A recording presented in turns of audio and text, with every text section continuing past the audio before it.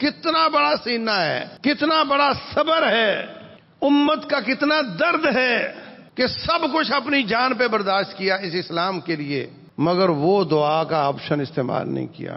فرمایا وہ میں نے بچا بچا کر رکھی ہے شفاعت لامتی، جب رب ذوالجلال کے دربار میں جائیں گے تو میں کہوں گا یا اللہ اب وہ میں دعا کرتا ہوں کہ میری امت کو معاف فرما دے۔ اللہ اکبر۔ یہ ہے ہمارے نبی صلی اللہ علیہ وسلم، یہ ہیں ان کی قربانیاں اس دین کے لیے۔ انہوں نے یہ دین ہم تک پہنچانے کے لیے خون بھی پیش کیا، پسینہ بھی پیش کیا۔ کون سی تکلیف ہے بھرے مجمع میں؟ کوئی ہاتھ اٹھا کر کہے کہ مجھے یہ تکلیف آئی ہے، میں ثابت کرتا ہوں کہ وہ میرے مصطفیٰ کو بھی آئی ہے صلی اللہ علیہ وسلم۔ لوگوں کو تکلیف آتی ہے بیٹی کو طلاق ہو گئی، دین کی وجہ سے آپ کی 2 بیٹیوں کو طلاق ہوئی۔ بیٹے کی وفات کی تکلیف ہوتی ہے، آپ کی بیٹیاں اور اب بیٹے آپ کے ہاتھوں سے نکل گئے، وفات پا گئے، بیوی وفات پا گئی، چچا وفات پا گیا، دادا وفات پا گیا۔ تکلیف آتی ہے کوئی کسی کو گھر سے نکال دے، آپ کو گھر سے نکال دیا گیا۔ لوگ جیل میں جاتے ہیں تو تکلیف جیل کی آتی ہے، آپ کو 3 سال ایسی جیل میں ڈالا گیا جس میں پکا پکایا کھانا نہیں آتا تھا۔ یہ سب کچھ برداشت کیا اس اسلام کے لیے۔ اسلامک اسکالر فضیلت الشیخ مفتی محمد یوسف تیبی حفظہ اللہ تعالی، فاضل مدینہ یونیورسٹی، خطیب مرکز اقصی جی ٹی روڈ گجرانوالہ۔ یقول اللہ عز وجل ان الذين آمنوا ثم كفروا ثم آمنوا ثم كفروا ثم ازدادوا كفرا لم يكن الله ليغفر لهم ولا ليهديهم سبيلا۔ وہ لوگ جو ایمان لائے پھر کفر کیا، پھر ایمان لائے پھر کفر کیا، نہ تو اللہ تعالیٰ ان کو معاف کرنے والا ہے اور نہ ہی ان کو ہدایت دینے والا ہے۔ محترم سامعین اور سامعات، اس جہان میں ساری چیزوں سے زیادہ قیمتی وہ اللہ تعالیٰ کا دین ہے، جس دین پر انبیاء نے اپنے خون پیش کیا۔ سب سے قیمتی ذات محمد رسول اللہ صلی اللہ علیہ وسلم کی ہے، انہوں نے بھی اس دین پر اپنا خون پیش کیا، حتیٰ کہ ان کی شہادت بھی اسی دین پر ہوئی۔ خیبر کے موقع پر یہودی عورت نے آپ کو زہر دیا تھا، اللہ تبارک و تعالیٰ نے بتا دیا، آپ نے منہ میں گوشت ڈال کر نکال دیا، مگر وہ اتنا تیز زہر تھا کہ اس کا اثر جسم پر ہوا۔ ایک ساتھی تو ویسے ہی شہید ہو گیا، اس نے بوٹی نگل لی، وہ تو شہید ہو گیا۔ آپ پر اس کا اثر ہوا، مگر اللہ تعالیٰ نے آپ سے جو ایک عظیم کام لینا تھا تو اس کے اثر کو اللہ تعالیٰ نے روک لیا، ڈی ایکٹیو کر دیا۔ اور جب آپ کی آخری بیماری آتی ہے، رسول اللہ صلی اللہ علیہ وسلم اپنے گھر میں ہیں، عائشہ صدیقہ رضی اللہ عنہا فرماتی ہیں، آپ نے فرمایا عائشہ وہ 5 سال پہلے، مطلب یہ میں کہہ رہا ہوں 5 سال پہلے تھا نا، خیبر 5 سال پہلے تھا، اس وقت جو اس عورت نے مجھے زہر دیا تھا وہ زہر میری شہ رگ کو کاٹ رہا ہے۔ تو آپ کی شہادت بھی اس وجہ سے ہی ہوئی، جہاں اللہ تعالیٰ نے آپ کو امام الانبیاء بنایا، آپ کو خاتم النبیین بنایا، آپ کو سید الرسل بنایا، وہاں ایک تمغہ شہادت کا بھی آپ کے سینے پہ سجایا۔ تو آپ نے اپنی جان قربان کر دی اس اسلام پر۔ یہ دین اتنا عزیز ہے رب ذوالجلال کو، اس پر کتنے کتنے پاک باز لوگ اپنی جانیں دے چکے ہیں۔ یہ دین اتنا عزیز ہے کہ رسول اللہ صلی اللہ علیہ وسلم جاتے ہیں طائف میں، جا کر کے گھر گھر دعوت دے کر ایک میدان میں جمع کرتے ہیں، ہماری طرح نہیں کہ اشتہار چھپے ہوئے ہیں، دعوت مل چکی ہے، لوگ جمع ہیں اور مجمع لگا ہوا ہے، اور ہم جائیں اور جا کر کے ہمیں پکارا جائے، اسٹیج سیکرٹری کافی القاب لگا کر بلائے اور پھر ہم اپنی تقریر کر کے وہاں سے نکل جائیں۔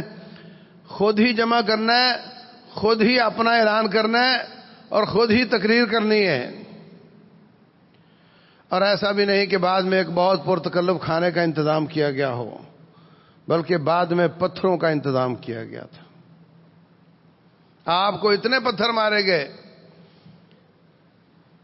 کہ جسم سے خون نکل نکل کر جوتی میں آ کر جم گیا۔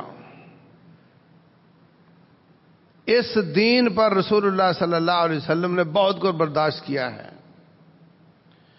فرشتہ آیا کہتا ہے اگر آپ چاہیں تو ہم یہ دو پہاڑوں کے بیچ میں وادی میں طائف کی آبادی ہے، ہم ان دونوں پہاڑوں کو آپس میں ملا کر کے ان کو ایسے پیس دیتے ہیں جیسے آٹا چکی کے دو پتھروں میں پس جاتا ہے۔ رسول اللہ صلی اللہ علیہ وسلم نے فرمایا نہیں، ہو سکتا ہے ان کی اولاد سے کوئی مسلمان ہو جائے۔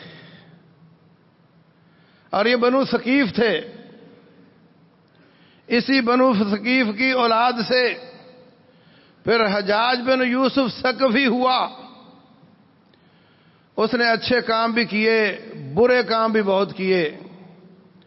اس کا بھتیجا محمد بن قاسم تھا جو ایک عورت کی پکار پر سندھ اور ہند پر حملہ آور ہوا، اور جہاں جہاں فتح کرتا گیا وہاں وہاں اسلام کا بیج بوتا گیا، اور اس کی بدولت آج ہم مسلمان ہیں۔ اگر بنو ثقیف اس دن نبی صلی اللہ علیہ وسلم اپنی تکلیف برداشت نہ کرتے اور بنو ثقیف کو پیس دیا جاتا تو شاید ہم تک اسلام آتے آتے دیر لگ جاتی۔ ہم اس کے صدقے میں مسلمان ہوئے ہیں۔ بنو ثقیف کا ایک لڑکا 17-18 سال کا وہ اس علاقے میں آیا، تاجروں کے ذریعے اسلام آیا، وہ پرچون کے حساب سے آیا، لیکن جو تھوک کے حساب سے آیا ہے وہ محمد بن قاسم کے بعد آیا ہے۔ رسول اللہ صلی اللہ علیہ وسلم فرماتے ہیں لِكُلِّ نَبِيٍّ دعوت مستجابت۔ اللہ تعالیٰ نے ہر نبی کو ایک دعا کرنے کا آپشن دیا ہوا تھا اور ہے۔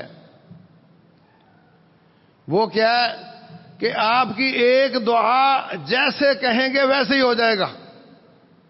زندگی میں ایک دعا آپ جیسے کہیں گے ویسے ہی ہو جائے گی۔ ہمارے ہاں تو بہت بڑے لوگ ہیں جو بڑے مستجاب الدعوات ہیں بھائی، ہماری مانتا نہیں، ان کی موڑتا نہیں۔ لوگ جاتے ہیں کہتے ہیں فلاں بڑا مستجاب الدعوات ہے، میرا پیر بڑا کرنے والا ہے، وہ جیسے کہتا ہے ہو جاتا ہے۔ وہ رب کو نہیں کہتا، وہ خود ہی کہتا ہو گیا، ہو جاتا ہے۔ لیکن یہاں صورتحال یہ ہے، ابراہیم علیہ السلام اولاد مانگ رہے ہیں، 80 سال سے زیادہ عمر ہو گئی ہے، اللہ نے اولاد نہیں دی، 80 سال دعا لیٹ ہو گئی۔ کیا کوئی ایک نبی بھی ایسا تھا جو یہ دعا نہ کرتا ہو کہ اے اللہ میری قوم کو مسلمان کر دے؟ کوئی ایک نبی بھی ایسا ہوگا جو یہ نہ دعا کرتا ہو کہ اللہ میری قوم کو ہدایت دے دے؟ تو کیا سب انبیاء کی قوموں کو ہدایت مل گئی؟ صورتحال تو یہاں یہ ہے، تو تیرا کرنے والا پھر انبیاء سے بھی اوپر ہوگا، نعوذ باللہ۔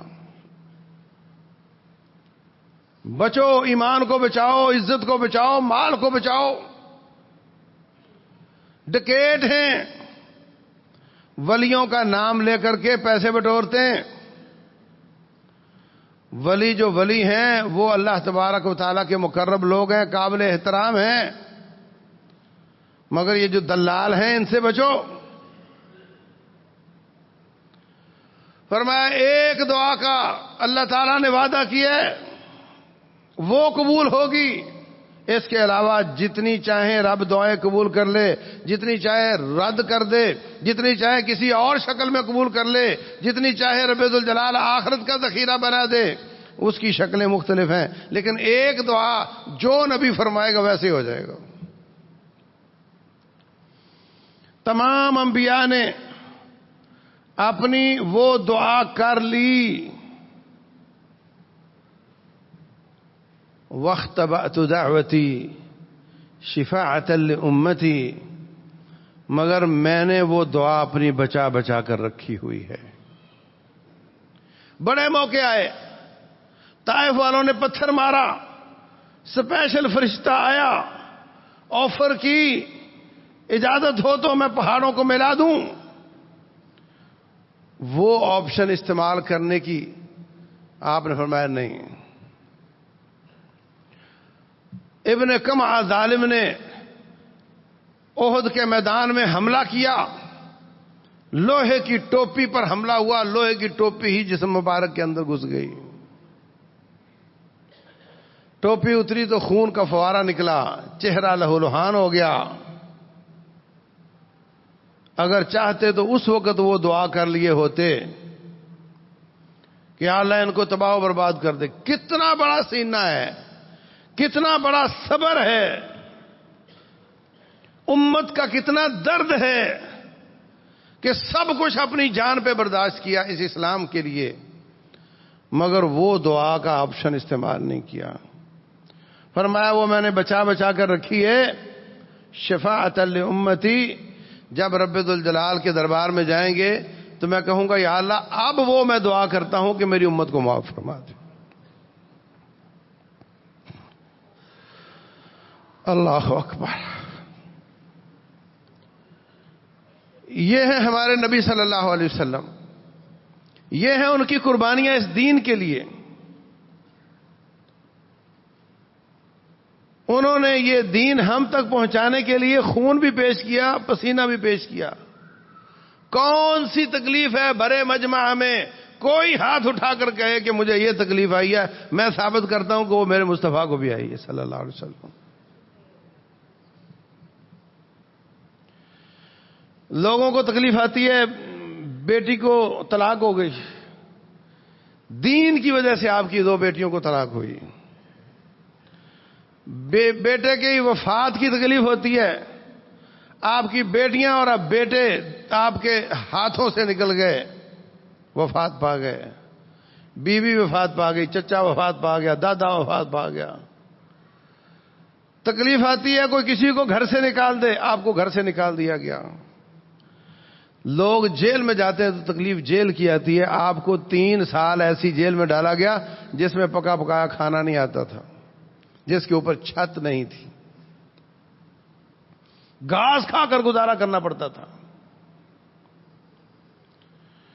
یہ سب کچھ برداشت کیا اس اسلام کے لیے تاکہ یہ غالب آئے، تاکہ یہ دور دراز تک پہنچے. ہم تو بہت دور آباد ہیں، ہم تک پہنچا. اب ہمارا فرض ہے کہ اس کی فکر کریں، اس کی حفاظت کریں. نمبر 1 خود اس پر عمل کر کے حفاظت کریں. نمبر 2 اس کی دعوت کو عام کر کے حفاظت کریں. اس پر عمل کر کے جب لوگوں کو دکھائیں گے تو اس کا عمل بھی دعوت بن جائے گا. تاجر جو مسلمان آتے تھے وہ زبان سے کم ہی کہتے تھے کہ لوگوں مسلمان ہو جاؤ، لیکن ان کی ڈیلنگ دیکھ کر، ان کی امانت دیکھ کر، ان کی صداقت دیکھ کر لوگ مسلمان ہو جاتے تھے.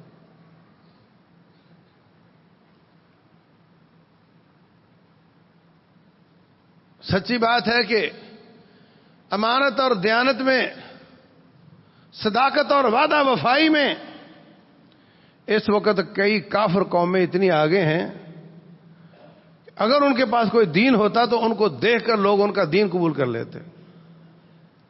جیسے چائنی ہے، بلکہ جاپانی ہیں اور کئی قومیں ہیں. تو مسلمانوں دین کی حفاظت کرو، دین پر عمل کر کے.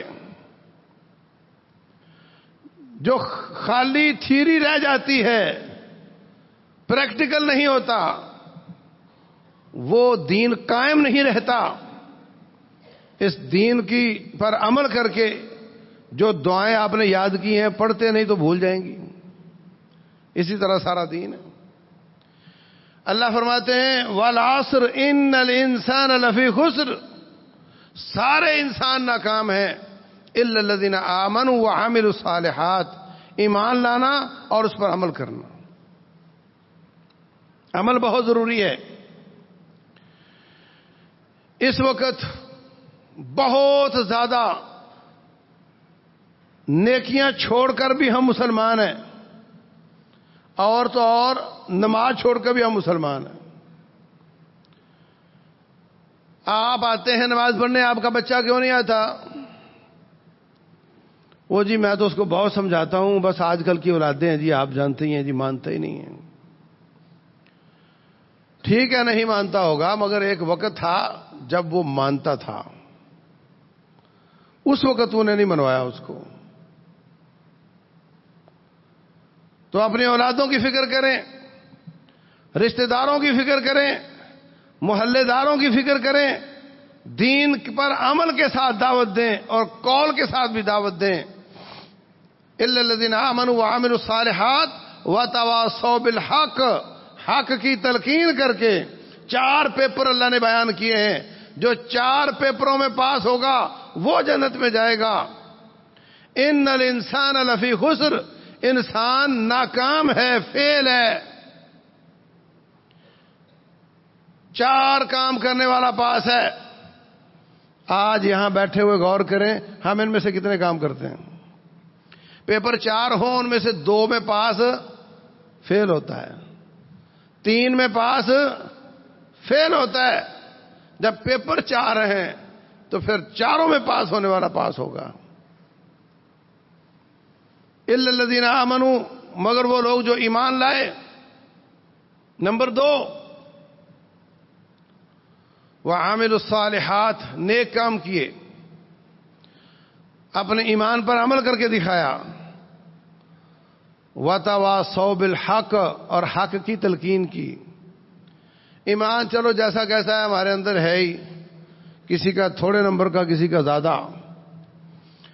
نماز پڑھنے آئے ہیں، کسی حد تک عمل بھی کرتے ہیں، اس میں بھی شاید پاس مارک آ ہی جائیں۔ نمبر 3 وتواصوا بالحق، حق کی تلقین کرتے ہیں، اس میں کتنے نمبر لوگ ہیں؟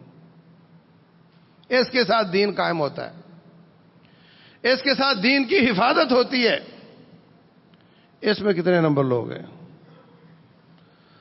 رسول اللہ صلی اللہ علیہ وسلم فرماتے ہیں مثل المداہن فی حدود اللہ والواقع فیہا، اللہ کی حدود کو پامال کرنے والا اور اللہ کی حدود کو پامال ہوتا ہوا دیکھ کر چپ رہنے والا، اس کی مثال ایسے ہے جیسے کچھ لوگ سفر کر رہے ہوں بحری بیڑے میں، کچھ کی سونے کی جگہ نیچے ہے، کچھ اوپر سوتے ہیں، نیچے والے اوپر آ کر کے ڈول پھینک کر ضرورت کا پانی لیتے ہیں۔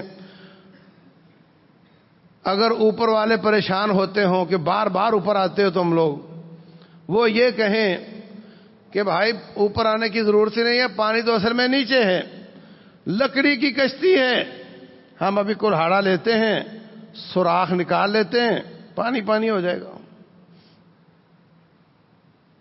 تو رسول اللہ صلی اللہ علیہ وسلم فرماتے ہیں اگر ہمارے طرح ہے نا، جہاں کو لگا ٹھیک ہی لگا ہے، بازی ٹھیک ہے، جہاں کو لگا ٹھیک ہی لگا ہے، یہ کفر کا کلمہ ہے۔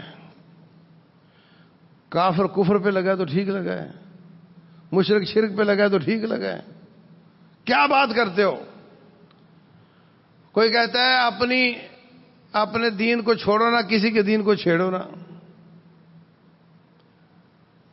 کوئی کہتا ہے اس کا اپنا مسئلہ ہے جی، اپنے گھر میں جو چاہے کرے۔ اگر یہی بات رسول اللہ صلی اللہ علیہ وسلم کہتے تو دین ہم تک نہیں آتا تھا۔ یہ دین قربانیاں مانگتا ہے۔ ہمارے بڑوں نے قربانیاں دی، دین ہم تک آیا، ہم قربانیاں دیں تو دین آگے جائے گا، ہم قربانیاں نہیں دیں گے تو اپنی اولادوں کی فکر کرو۔ رسول اللہ صلی اللہ علیہ وسلم فرماتے ہیں اگر وہ ان کا کلہاڑے والا ہاتھ تھام لیں اور کہیں آپ بالکل سوراخ نہ نکالو، 1000 بار اوپر آؤ، ہم کوئی بات نہیں کریں گے، ہم بالکل پریشان نہیں ہوں گے، بس کلہاڑا چھوڑ دو، سوراخ نہ نکالو، تو فرمایا وہ بھی نجات پائیں گے، اوپر والے بھی نجات پائیں گے۔ اور اگر وہ کہیں وہ ان کا کمرہ ہے، اپنے گھر میں جو چاہیں کریں، ہمیں کیا، تو فرمایا جب بیڑا غرق ہوگا تو دونوں کا ہوگا، ہم سب کشتی کے سوار ہیں۔ ہم ہمت ہار گئے ہیں، برائی کو ہضم کرنے لگ گئے ہیں، ورنہ اللہ کی بات سب سے اچھی بات ہوتی ہے۔ وَمَنْ أَحْسَنُ قَوْلًا مِّمَّنْ دَعَا إِلَى اللَّهِ، جو اللہ کی طرف بلاتا ہے اس سے اچھی بات کسی کی ہو ہی نہیں سکتی۔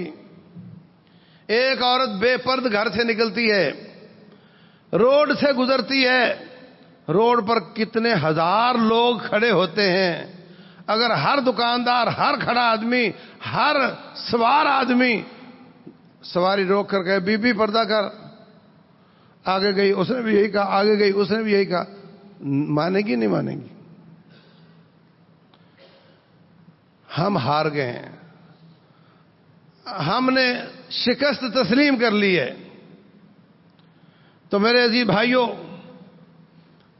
اپنے لیول پر من رأى منکم منکرا فلیغیرہ بیدہ، جو برائی دیکھتا ہے اس کو ہاتھ سے روکے، اپنی بیوی، اپنی اولاد، اپنے بھانجے بھتیجے، اپنی فیکٹری کے ملازم، آپ کے آفس کے ملازم، جن کو آپ سے لالچ ہے ان کو ہاتھ سے روک سکتے ہو، ان کو آپ سختی سے روک سکتے ہو، نماز کا کہہ سکتے ہو، اور جہاں آپ کا ہاتھ نہیں چلتا فرمایا پھر فبلسان ہی، زبان کے ساتھ روکو، زبان کے ساتھ برائی سے روکو، نیکی کا حکم دو، اور اگر زبان بھی نہ چلا سکو فبقلب ہی، پھر دل سے برا سمجھو اور اس میں شرکت نہ کرو۔ جو برا سمجھے گا شرکت نہیں کرے گا۔ وذالک اضعف الایمان، یہ سب سے کمزور ایمان ہے۔ اور ولیس وراء ذلک حبۃ خردل من ایمان، اس کے پیچھے بندہ بے ایمان ہے۔ اگر دل سے بھی برائی کو برائی نہیں سمجھتا تو پھر وہ بے ایمان ہے۔ گناہ اس قدر بڑھتے جا رہے ہیں، معاشرے میں سرایت کرتے جا رہے ہیں، لوگ اس کے یوز ٹو ہوتے جا رہے ہیں کہ آہستہ آہستہ اس پر دل سے برا جاننے والی بات بھی ختم ہوتی جا رہی ہے۔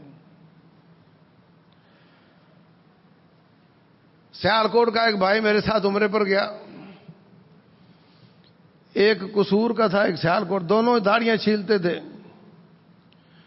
ہم نے ایک عمرہ کیا، پھر ارادہ کیا ہفتہ ایک ٹھہر کر مدینہ جانے کا، واپسی پر پھر عمرہ کریں گے۔ تو مجھے کہتے ہیں کہ یہ ایک عمرہ ہم نے کیا ہے تو اب دوبارہ کرنے کا کیا فائدہ ہے؟ میں نے ان کو حدیث سنائی کہ عمرہ عمرے تک بیچ کے گناہوں کا کفارہ ہوتا ہے۔ تو انہوں نے ایک اور سوال کر دیا کہ ہم تو جب سے عمرہ کیا حرم میں ہی رہ رہے ہیں اور نمازوں کے سوا کام ہی کوئی نہیں ہے، تو ہمارا کون سا گناہ معاف ہوگا؟ پچھلے تو پہلے سے ہو گئے، اگلے عمرے سے کیا گناہ معاف ہوں گے؟ ہم تو ہر وقت عبادت میں بیٹھے ہیں۔ اور روزانہ داڑھی چھیلتے تھے۔ تو میں نے کہا اچھا باقی کا تو مجھے پتا نہیں ہے، جو تم داڑھی چھیلتے ہو یہ ثواب کا کام ہے۔ تو ان کو ایسے کرنٹ لگا جیسے مطلب اب پتہ چلا کہ وہ چھیلتے ہیں۔ انسان گناہ کر کر کے اس کا عادی ہو جاتا ہے، ہضم کرنے کا عادی ہو جاتا ہے، پھر اس کو گناہ نظر نہیں آتا۔ اس طرح کے کتنے گناہ ہم ہضم کر چکے ہیں اور اب ہمیں وہ گناہ نظر نہیں آتے۔ بے پرد عورت جاتی ہے، اس وقت اس کے دل میں یہ احساس نہیں ہوتا کہ میں کیا کر رہی ہوں، کیونکہ وہ عادی ہو چکی ہے۔ لیکن یاد رکھو اسلام ڈیموکریٹک دین نہیں ہے کہ زیادہ لوگ کوئی گناہ کرنے لگ جائیں تو پھر اللہ کہے اب تو یہ مانتے ہی نہیں تو چلو یہی ٹھیک ہے. ایسا نہیں ہے, ایسا نہیں ہے. نیکی وہ ہے جس کو رب نے نیکی قرار دیا, گناہ وہ ہے جس کو رسول اللہ صلی اللہ علیہ وسلم نے گناہ قرار دیا. جو عہد نبوت میں نیکی تھی وہی قیامت تک نیکی ہوگی, جو عہد نبوت میں گناہ تھا وہی قیامت تک گناہ ہوگا. لوگوں کے کثرت سے کرنے سے گناہ نیکی نہیں بنتا. نیکی اور گناہ کا معیار کتاب اللہ اور سنت رسول ہے صلی اللہ علیہ وسلم, لوگوں کی قلت اور کثرت نہیں ہے. کوئی پرواہ نہیں رب ذوالجلال کو, ساری کائنات باغی ہو جائے سب کو چولہے میں ڈال دے گا, اس کو کوئی فکر کی بات نہیں ہے. اس کو کوئی یہ تانا نہیں دے گا کہ یا اللہ تیرے تو ماننے والے تھوڑے نکلے. اس سے کچھ فرق نہیں پڑتا. فرمایا وَلَوْ أَنَّ أَوَّلَكُمْ وَآخِرَكُمْ وَإِنسَكُمْ وَجِنَّكُمْ أَلَا كَانُوا عَلَىٰ أَتْقَىٰ قَلْبِ رَجُلٍ وَاحِدٍ, پہلے پچھلے جن انسان سارے کے سارے اگر نبی محمد جتنے متقی ہو جائیں نا صلی اللہ علیہ وسلم, میری بادشاہی میں کوئی اضافہ نہیں ہوگا. اور اگر سارے کے سارے ابلیس جتنے گناہگار ہو جائیں, مَا نَقَصَ ذَٰلِكَ مِمَّا عِندِي شَيْئًا, میری بادشاہی میں کوئی فرق آنے والا نہیں ہے.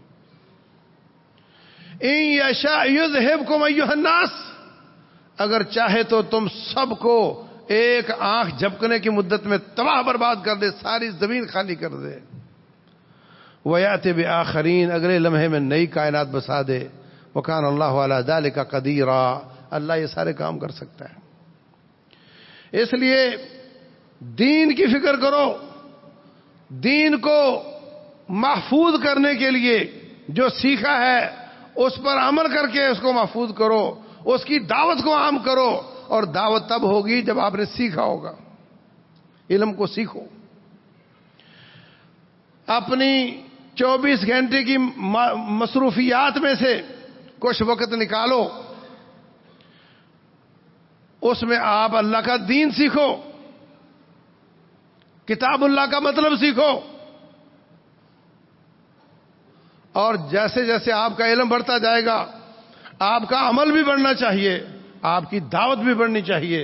اور دعوت چلتی ہے, راستے میں رکاوٹیں آتی ہیں, گینتی اور بیلچے میں فرق ہوتا ہے. نرم مٹی میں بیلچا کسی کام کر جاتی ہے, آگے کوئی روک آ جائے تو پھر گینتی کام کرتی ہے.